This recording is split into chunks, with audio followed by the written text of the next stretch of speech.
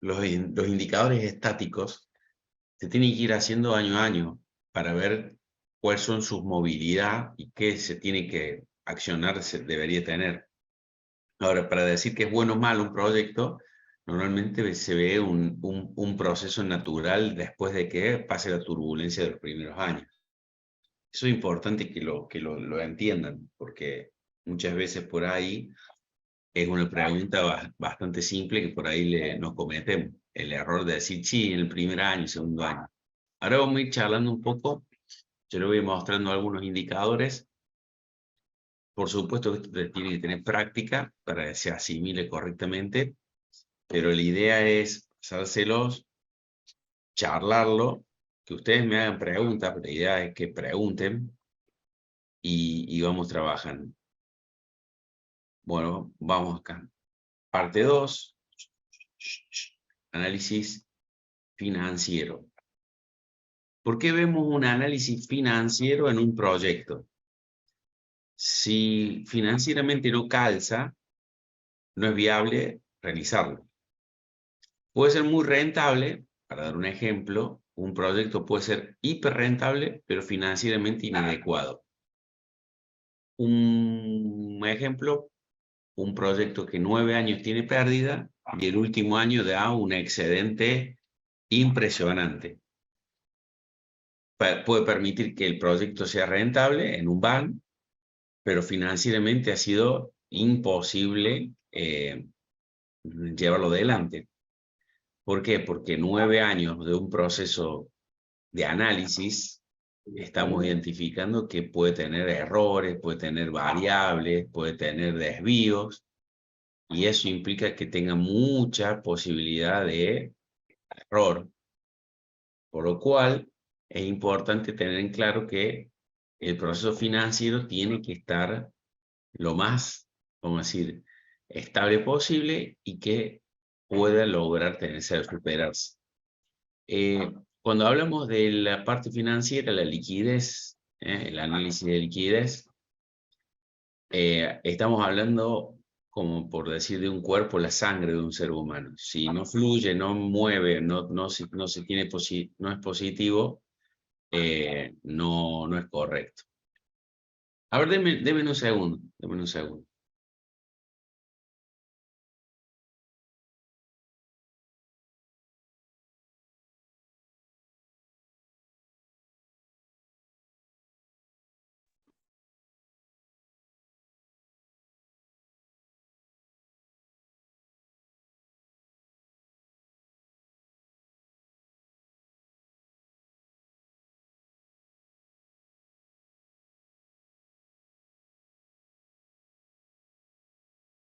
Perdón. Bueno, volvemos al tema. Análisis financiero. Bueno, análisis de liquidez, como le decía. Ahora vamos a ir empezando a ver estos tipos de análisis. Me interesa mucho el de análisis de valor económico agregado, ¿sí? Y después los análisis de sensibilidad, incertidumbre, riesgo y análisis reales. ¿Qué diferencia tienen los análisis con respecto a un indicador que lleva una definición, ¿sí? Bueno, un poco fíjense lo que les comentaba. Si no tiene liquidez, el capital social tiene que aportar. Si no, tendrá que verificar situaciones de solicitud de préstamo. Y eso hace que cada día sea más complejo. Un proyecto cuando inicia y no logra tener la liquidez suficiente para solventar sus flujos de fondo y pide crédito, termina siendo, vamos a decir, un rulo. Y esto implica que los intereses van comiendo el capital y el patrimonio. Entonces, es importante entender esto. Vamos con estos índices. Recuerden que dijimos análisis de liquidez. Y ahora estoy hablando de un índice. Entonces, cuando decimos análisis, estamos hablando que conlleva varios índices. Anótenlo, eso pues es importante. Bueno, índice de liquidez corriente, activo corriente y pasivo corriente, es una proporción lo que va a dar, que buscamos acá, identificar si tenemos nuestro proyecto endeudado, ¿sí? Es tan simple como eso. Fíjense que acá tiene algunos indicadores en donde dice qué condiciones son buenas, malas, regulares o complejas. Estos resultados son tal cual y dependiendo cada rubro. Cada rubro tiene algunos procesos que son diferentes. Entonces, los indicadores tenemos que ver mucho con el tema de el rubro en donde estemos, vamos a decir, proyectando. Seco, a diferencia que el anterior, le quita que los bienes de cambio. ¿Por qué le quita los bienes de cambio? Porque son procesos, vamos a decir, que no son rápidamente liquidables, sobre todo si no están finalizados. Vamos con otro indicador, índice absoluto de liquidez, pasivo corriente abajo, después la disponibilidad, o sea, dinero en caja, más las inversiones. Uy, ¿qué pasó acá? ¿Para qué sirve este indicador? Proporcionalidad para saber en qué situación me encuentro, siempre con respecto a lo que debo. Fíjense, al pasivo corriente. ¿Por qué no vamos a decir, a largo plazo? Porque normalmente lo que siempre estamos buscando es tener liquidez. Y la forma de tener liquidez es tener deudas a largo plazo, pocas deudas a corto plazo y apalancarme lo máximo posible con los proveedores.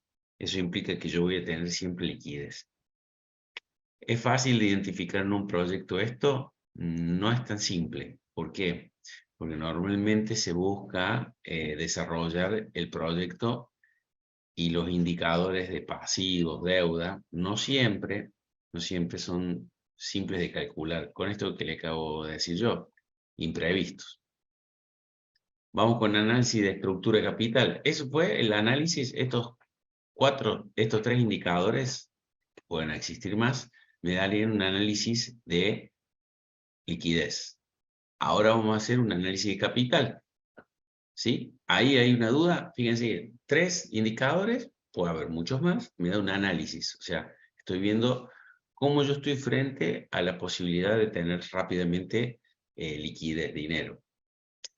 Estructura de capital. ¿Para qué me sirve verificar la estructura de capital? Cuando yo voy a adquirir una empresa, voy a ver qué tan buena ha sido la empresa. Normalmente una empresa que corresponde, vamos a decir, un desarrollo positivo, es cuando empieza a generar capital. Cuanto más capital tenga, quiere decir que me iba a decir capitalizó, pero bueno, es que creció y se fortaleció. Entonces, la relación de préstamo a largo plazo sobre capital social te está diciendo, che, ¿cuánto de mi capital que yo tengo lo debo? Es bastante simple. Son indicadores simples. Vamos a pararnos en cuando empecemos a hablar un poco más de complejidad. Índice de endeudamiento total, pasivo total dividido activo total. ¿Sí? Como les dije, acá hay algunos variables, en donde dice mayores y menores, en donde, como les comentaba, son estándares. No quiere decir que en un rubro puede ser mayor o menor. ¿Sí? Índice de endeudamiento a corto plazo. Esto ayuda mucho con el tema de la liquidez que vimos recién. ¿Sí? Índice de efecto palanca, esto que es lo que decíamos, utilidades operativas, ¿de dónde salen las utilidades operativas? El estado de resultado dividido en los intereses pagados. ¿Qué me está diciendo eso? Che, con mi dinero, con el dinero que me prestan, ¿cuánto genero yo, vamos a decir, de utilidades? O sea, si yo tengo deudas, lo puedo usar, pago intereses, pero esa deuda es capital que yo no lo hubiese tenido si no lo pido el banco o lo pido a alguien. Entonces, sobre ese capital que yo estoy pagando un interés, ¿cuánto me representa, vamos a decir, lo que generamos con ese dinero? Si yo estoy viendo que estoy pidiendo interés, vamos a decir, capitales a un banco, un préstamo, y este indicador me va bajando mes a mes, lo que no estamos haciendo es para utilizarlo para producir, sino para pagar, vamos a decir, salarios o pagar algunas cosas que no me generen un intercambio positivo. ¿Se entendió ese? ¿Para qué es la palanca?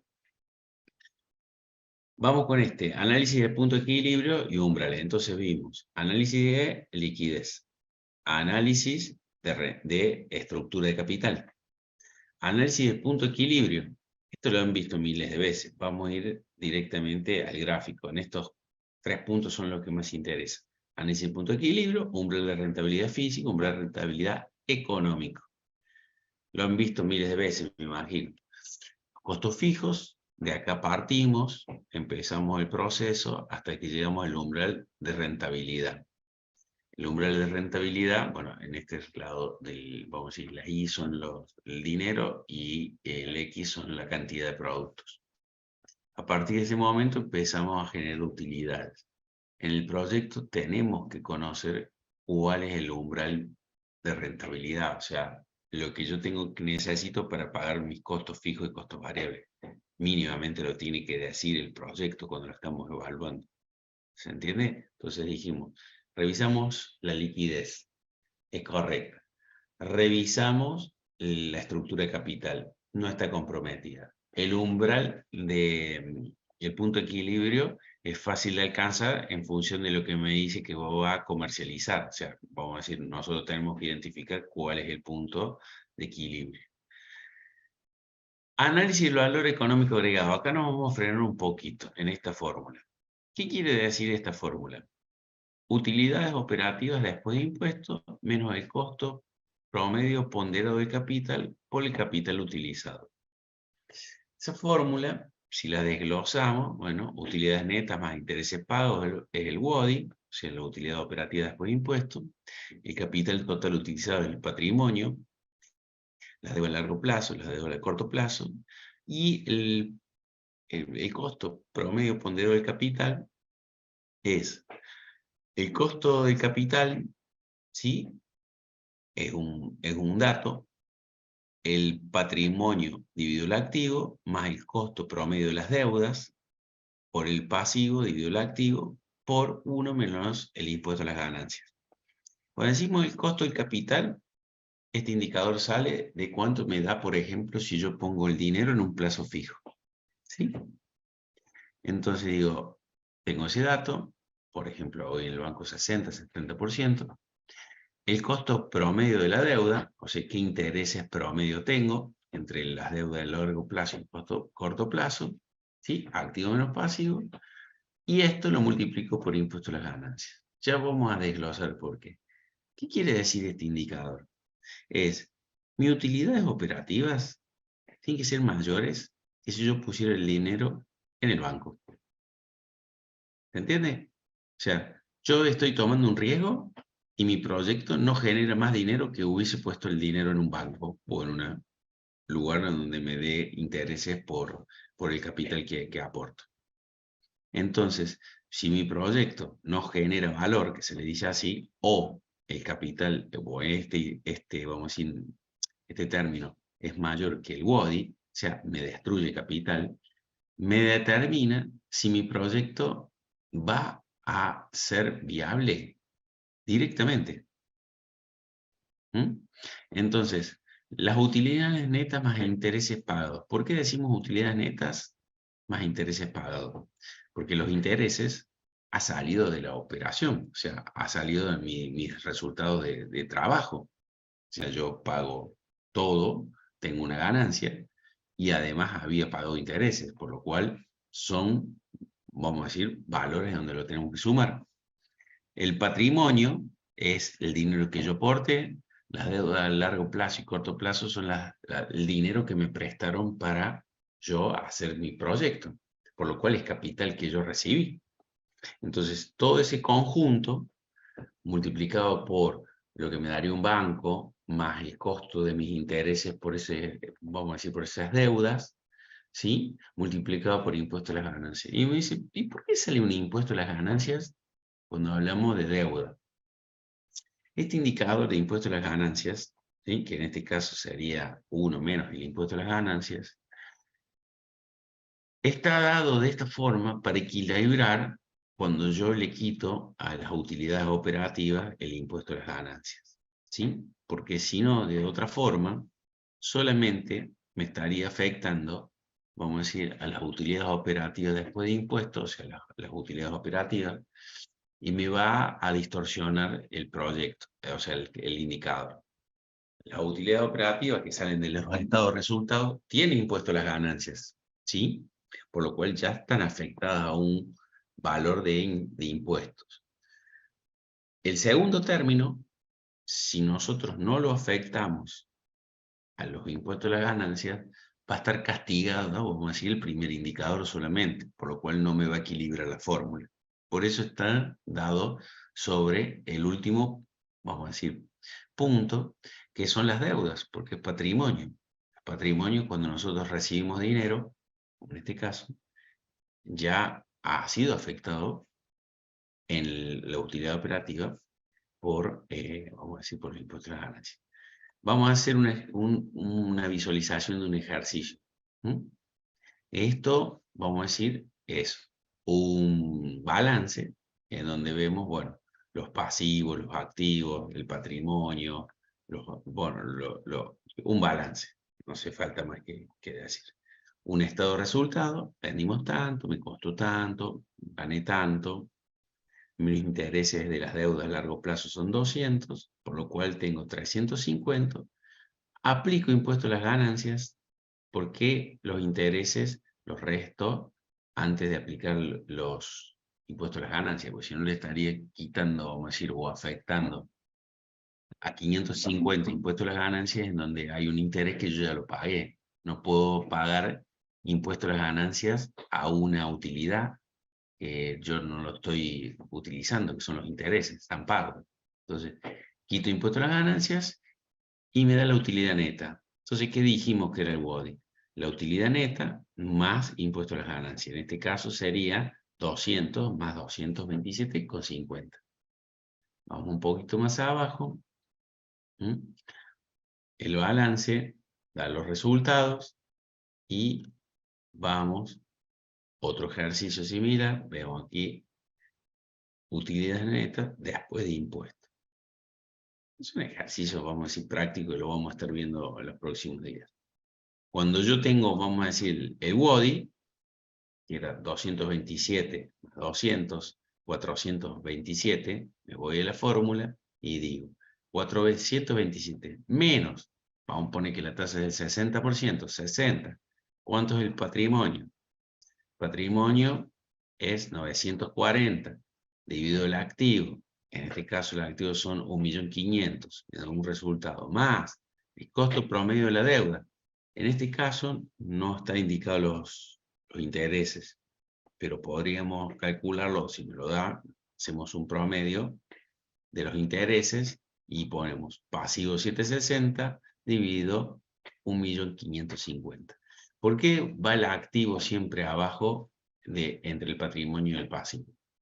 El costo promedio de la deuda es mi dinero dividido lo que yo tengo, me da una proporcionalidad por un indicador, ¿sí?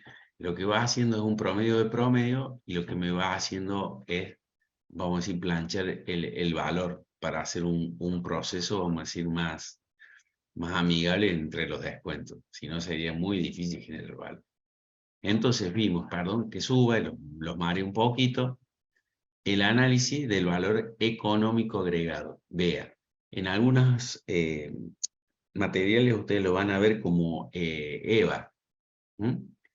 Entonces, también suele verse así. Vea o EVA. Es muy usado ese indicador en todo lo que es evaluación de proyectos para ver su creación de capital. Bueno, entonces vimos, si mi proyecto tiene liquidez, si mi proyecto cómo se encuentra con respecto al patrimonio o el capital, si mi proyecto genera o no genera valor, o sea, si yo pongo el dinero en el banco, me era conveniente o hacer este proyecto. Ahora vamos a ver el análisis de sensibilidad. ¿Qué quiere decir sensibilidad? Quiere decir que si yo afecto a una, vamos a decir, una variable del proyecto, lo afecto, el proyecto puede surgir o puede generar una variación muy grande, tanto como buena o mala. Entonces, ¿qué va a provocar? Que esa variable se denomine sensible, porque si se modifica, puede variar mucho, vamos a decir, los resultados de mi proyecto. Ejemplo, el valor de venta. Normalmente siempre los valores de venta son muy sensibles.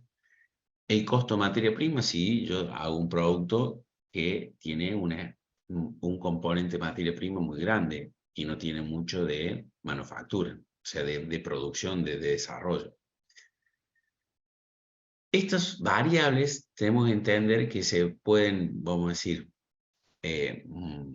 identificar por magnitud o por su modificación, o sea, qué modifica el proyecto o qué genera en el proyecto. Cuando hablamos de análisis sensible es monovariable o multivariable. Esto que decía monovariable, precio. Multivariable, precio, cantidad de venta, proveedores, volumen. Entonces empezamos a tener una complejidad mayor. Cuando tenemos una complejidad mayor, un monovariable es muy simple, o sea, afectamos el proyecto de una sola variable y no cambia nada. Cuando nosotros tenemos una multivariable, tenemos que empezar a jugar con un poco de simulación, o sea, por eso se acuerdan que cuando veamos el proyecto, nuestra demanda normalmente va a seguir una curva, y esa curva vamos a tener que tener un patrón o una referencia de matemática para poder lograr hacer este tipo de simulación. O sea, va a representarse con los cuadrados mínimos o algún tipo de función que me pueda yo ponerla sobre algún sistema en donde yo pueda jugar con estas variables y me va a dar resultados diferentes. Entonces, esa simulación me va a provocar que empiece a darme diferentes tipos de resultados, y poder determinar si esa variable sensible puede llegar a tener un máximo o un mínimo en donde no me puede afectar, superado esas barreras, cambiar, vamos a decir, radicalmente mi proyecto. Entonces, el análisis de variables sensibles. Esas variables sensibles, ¿sí?, también me va a permitir identificar qué sucede en un escenario de incertidumbre. ¿Viste que dijimos análisis de incertidumbre? O sea, mi proyecto superó las etapas de liquidez, vamos a decir, de si genera o no genera valor, del capital, o sea, cómo se compone el capital. Si tiene variables sensibles y que pueden afectar realmente mi proyecto. Y ahora vamos a ver el entorno. Cómo me afecta el entorno, las condiciones que pueden ser cambiantes, que mi proyecto pueda fracasar o no, o tener éxito. Vamos a decir, vamos a ir por el positivo, no el negativo. Fíjense, acá se ponen algunas muy comunes: la inflación, la modificación de la tecnología, la capacidad teórica, o sea, calculé mi proyecto para que produzca una tonelada diaria y está produciendo 500.000 kilos, media tonelada. Esa capacidad teórica, vamos a decir, puede generar un error importante. Inversiones necesarias, no hice el cálculo adecuado para saber cuál era la inversión que tenía que realizar en el proyecto, ¿sí? Entonces, ¿qué dijimos? Che, yo tengo estas variables sensibles. Le aplico el análisis de incertidumbre. O sea, ¿qué sucede si? ¿Qué sucede si? ¿Qué sucede si? En eso tenemos que empezar a definir escenarios. O sea, mi variable sensible, vamos a ir más concretos. Mi variable sensible es el precio. ¿Sí? ¿Qué pasa si mi precio tiene inflación? ¿Crece? ¿Qué pasa si mi variable sensible es la producción, el producto como lo realizo? Cambia la tecnología, ¿qué me sucede? ¿Quedo fuera? ¿Quedo corto? ¿Qué sucede si yo no logro el 100% de la producción? ¿Qué sucede si yo no obtengo el dinero suficiente para hacer la inversión o me quedé corto? Entonces, sobre esas variables, ¿sí?, podemos tomar diferentes tipos de escenarios. Esos escenarios, como acá vemos, algo simple: real, optimista, pesimista. O sea, real es como estamos calculando, optimista podemos poner un porcentaje superador, pesimista algo que lo afecte. ¿De dónde salen esos indicadores? Optimista, pesimista. Ejemplo, si decimos cantidad de venta, podremos agarrar el histórico de comercialización de ese producto o de ese rubro, identificar cuándo ha sido su peor situación, su mejor situación. Entonces, sobre eso podemos poner estándares, ¿sí? Y definir. Después vienen escenarios de retracción o de expansión. En este caso, por ejemplo, si va a haber una crisis económica, como por ejemplo vemos en el país, puedes tener un proceso de retracción, identificar cuál es mi situación pesimista. Si ante una situación pesimista y de retracción mi proyecto logra tener resultados financieros y de rentabilidad aceptables, es un proyecto interesante a ejecutarse.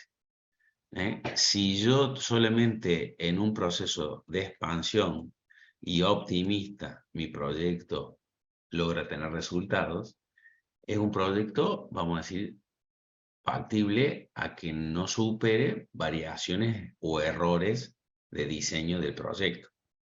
Porque, vamos a decir, lograr tener siempre unos escenarios en donde no tengo yo injerencia, no lo puedo modificar, es muy complejo. ¿Se entiende? Che, vengo muy rápido, lo estoy volviendo, lo estoy bombardeando.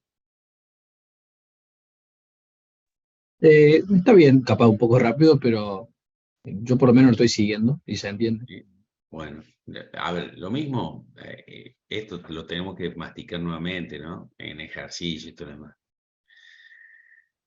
Por ejemplo, como decíamos, che, tenemos que calcular los indicadores de rentabilidad, o sea, el VAN, en cada escenario diferente, ¿sí? Eso me va a provocar que yo empiece a tener probabilidad, o sea, mi escenario real puede ser un 10% más, o perdón, es la probabilidad que exista un escenario real, vamos a decir un 10%, o un 50%.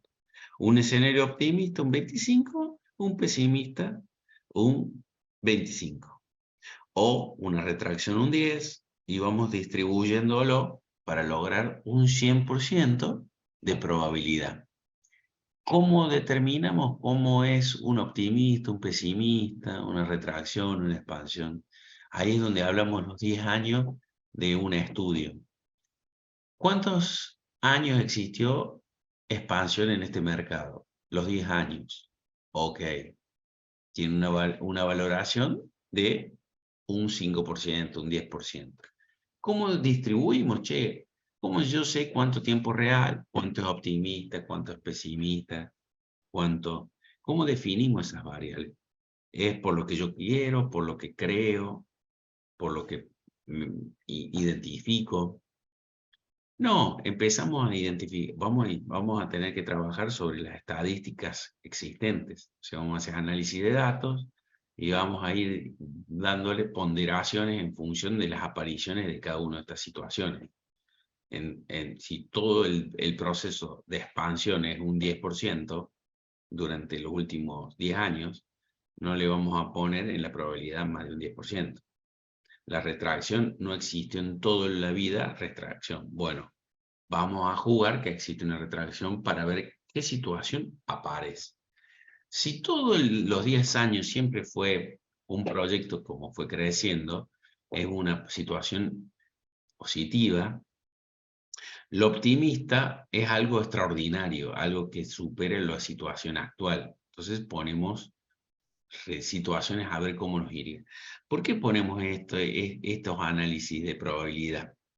Porque empezamos a ver los análisis de los riesgos. ¿Qué es análisis de condición de riesgo?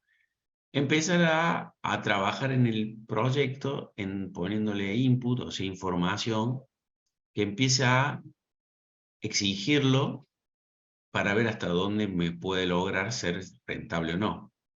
Entenderán que todos esos datos tienen que estar vinculados, entonces cuando tocamos, por ejemplo, el optimismo, ponemos un 10%, me mueve todos los resultados del BAN, del TIR, vamos a decir, del BEA, me va moviendo todo, de los flujos de fondo, vamos a decir, de los balances. Entonces yo con esto voy jugando y voy viendo qué proyecto y cómo me va dando en cada escenario. Entonces puedo determinar qué riesgo tiene mi proyecto. ¿Por qué hablamos de riesgo? Riesgo es algo conocido y tiene una probabilidad de ocurrencia. Estas son las probabilidades. ¿sí? Si nosotros no tendríamos probabilidades, sería incertidumbre. Y siempre lo que hablamos en un proyecto, lo que menos hay que tener es incertidumbre. ¿Se puede eliminar a cero? No, siempre va a existir, pero tenemos que tratar de reducirlo. Entonces, cuando hablamos de análisis de comportamiento, tenemos que empezar a definir cómo lo vamos a simular, porque estos son las probabilidades y ahora lo vamos a vincular a un sistema de simulación. ¿La simulación cómo va a ser? Una simulación, vamos a decir, gaussiana. ¿Cuándo se aplica una distribución normal? Y cuando tiene ratos reales, o sea, yo ya lo tengo la información. No es que tengo que salir a simularla. Triangular, cuando tengo dos escenarios, vamos a decir sí, no, y un intermedio, por lo cual no hay otra situación. Hay tres escenarios. Sí, no, y una opción más, o sea, triple opción. ¿Cuándo uniforme? Cuando hay un máximo, un mínimo. ¿Sí? Cuando una distribución de Poisson, cuando hacemos una simulación, ¿sí? Cuando hacemos en un determinado periodo de tiempo, por lo cual muy similar la de Poisson con la distribución normal, ¿sí? Es parecida, la única diferencia es que uno se tiende hacia un lugar. ¿Cuál es la que más se utiliza? La de Poisson. A ver, esto ustedes tienen que saber exactamente, no lo saben ya en estadística, todo esto. Nosotros le vamos a preguntar qué distribución hace falta para una situación en particular. No. Le vamos a decir, indique cuáles distribuciones son las posibles en realizar, cuál puede ser su ventaja o su desventaja. Pero no me concentraría mucho en eso. Igual que, bueno, acá lo que dice Poisson, como saben, Six Sigma, o sea, 6 Sigma, cómo se saca el desvío estándar. No sé si lo van a recordar. Poner -1, lo pones por la probabilidad y podés hacer ese ejercicio que ya lo vamos a ver.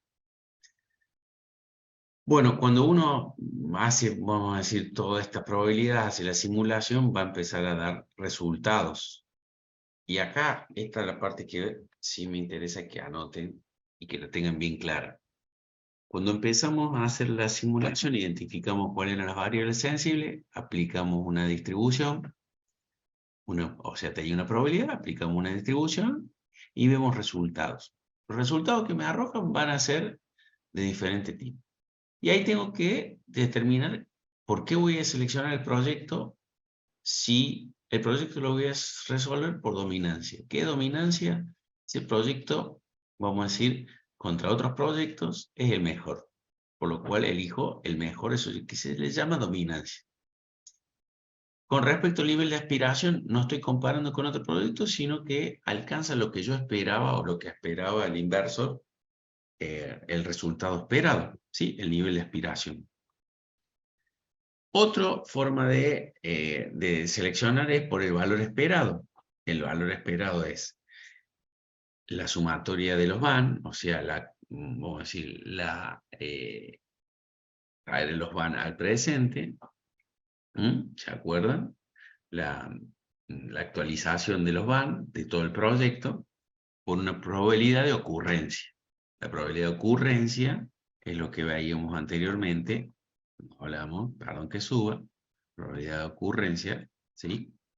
En este punto, las probabilidades. O sea que yo aplico los van, el van pesimista, o sea, mejor dicho, actualizo todos los van de todos los años, lo traigo al presente y digo, este es el van que me daba en una situación positiva, multiplicado por tanto. Situación pesimista, situación real. ¿Sí? Y con eso yo tengo el valor esperado. ¿Sí? Es el promedio de todas estas cosas. ¿Sí? Entonces, sobre el valor esperado, yo puedo hacer una distribución. O sea, le estoy aplicando riesgos, diferentes tipos de acciones. ¿Sí? Bueno, ahí explico un poco qué es la adversión al riesgo, propensa al riesgo, neutra al riesgo. O sea, si yo le apliqué y me quedó el mismo resultado, no hay mucha variación, es neutro, ¿sí? Si yo cuando le apliqué, vamos a decir, probabilidades, fue hacia una situación muy inestable, es propenso o adverso, se fortaleció. ¿Sí? Las preferencias personales, bueno, esto es lo que dice la versión al riesgo, depende de preferencias personales, circunstancias del mercado, el impacto positivo o negativo, esto quiere decir, hay situaciones que lo pueden modificar. Cuarto criterio de selección de un proyecto, equivalencia de certeza. ¿Qué es la equivalencia de certeza? Es el valor esperado, o sea, es un promedio, ¿sí? Por el VAN, vamos a decir, actualizado, menos el coeficiente de adversión al riesgo. ¿Qué es este coeficiente de adversión al riesgo? Es un coeficiente que lo da el mercado o del rubro que nosotros tenemos. O sea, hay una afectación de un 5 o un 10% de variación de error. Por el sigma, o sea, el desvío estándar. Entonces, la equivalencia de certeza, si yo lo pongo a ver, incluye el valor esperado y está afectado por otro factor. Vamos a decir, yo puedo seleccionar el proyecto por equivalencia de certeza, es uno. Puedo, vamos a seleccionarlo por el valor esperado, es otro.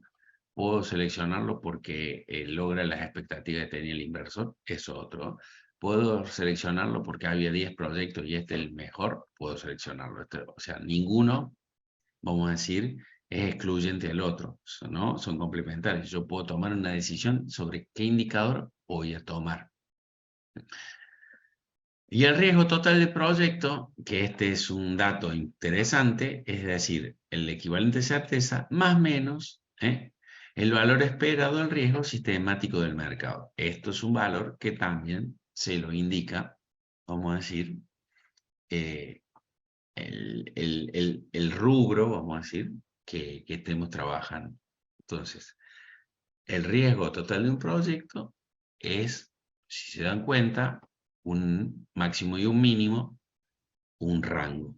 Entonces te está diciendo que tu VAN va a tener este máximo y este mínimo, por lo cual estará dentro de eso. Si se dan cuenta, el riesgo total de un proyecto, la equivalencia de certeza y el valor esperado es un promedio. ¿Para qué? Para achatar las curvas. Hasta acá llegamos. Hay que hacer ejercicios de todo esto. O sea, si yo les preguntaría hoy una pregunta de examen, determine los criterios o indique los criterios de selección de un proyecto. ¿Cuántos indicarían? 4. Dominancia, nivel de aspiración, valor esperado y equivalencia de certeza. ¿Sí? Si yo les digo que es una variable sensible, es aquella, puede ser monovariable o multivariable, es aquella que afecta considerablemente o modifica el proyecto, su variación. ¿Sí? ¿Qué otra pregunta podríamos hacer sobre esto? Indica algunas condiciones de incertidumbre. En el análisis de incertidumbre, ¿qué condiciones puede existir? Bueno, acá tienen 4, puede haber más.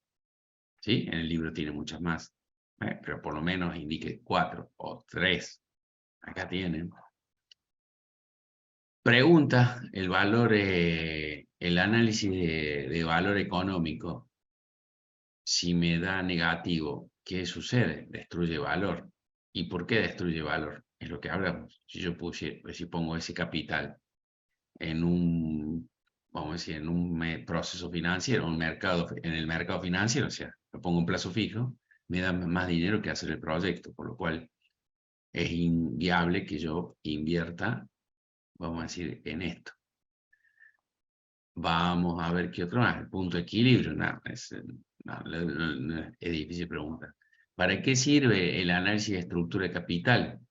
Para determinar cómo me voy capitalizando, o sea, cómo mi proyecto va generando, vamos a decir, músculo en mi empresa. ¿Y el análisis de liquidez para qué sirve? Bueno, podemos indicar algunos, ¿sí?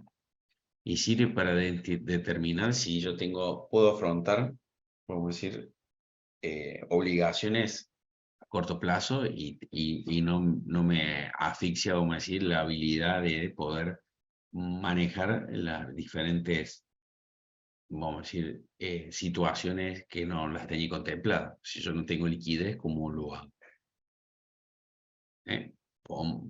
Se los digo, después ustedes pueden desarrollarlo o no, pero estoy tratando de decir en bien marco o macro por qué se estudia estos puntos. ¿Dudas? ¿Preguntas?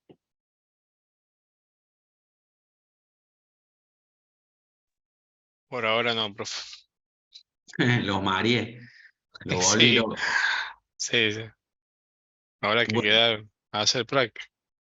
el práctico lo va a ayudar mucho. Ahora, los análisis, fíjense, estudiense, porque normalmente una pregunta es, indique cuáles son los análisis financieros, indique cuáles son los análisis de rentabilidad. Los de rentabilidad, ¿cuáles son? Fijos y variables, fijos y móviles. Y estos son todos análisis. Liquidez, estructura de capital, o sea, vayan de mayor a menor. ¿Sí? Estudiense, esto se lo deberían memorizar. Después cada uno de estos pueden trabajar. El valor agregado, póngale interés, y el análisis de, vamos a decir, de cómo seleccionar un proyecto. ¿Mm? ¿Listo? Bien, Vayan estudiando y la semana que viene con Ricardo van a hacer el práctico. Si logran terminar el práctico, vamos a ver la unidad 10, que es, como en este caso, acá estamos evaluando al proyecto en la parte comercial de la empresa, o sea, del proyecto en sí. Vamos a ver cómo un Estado puede financiar o no un proyecto por el interés que le genere en el sentido social o ingreso de divisas. ok, ¿Listo? ok. Nos vemos entonces la semana que viene. Un Gracias, abrazo. profe. Un abrazo. Buen fin de. Chao, chao. Igualmente.